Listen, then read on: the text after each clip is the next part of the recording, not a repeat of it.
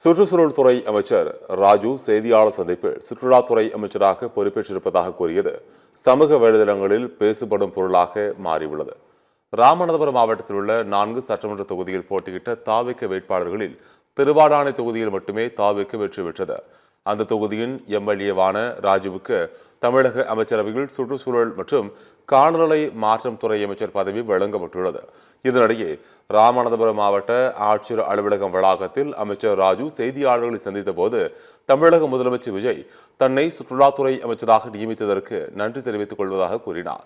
ஆனால் அவர் சுற்றுச்சூழல் துறை அமைச்சர் என்பதால் அங்கிருந்தவர்கள் மாற்றி கூறுமாறு கூறியதை அடுத்து சுதாரித்துக் கொண்ட அமைச்சர் ராஜு தன்னை முதலமைச்சர் சுற்றுச்சூழல் துறை அமைச்சராக நியமித்தது மகிழ்ச்சி அளிப்பதாக தெரிவித்தார்.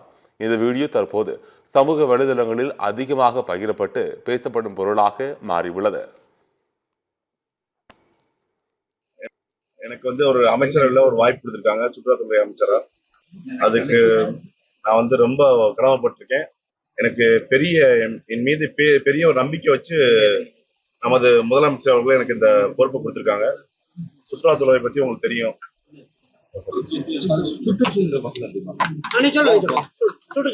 அனைவருக்கும் வணக்கம்.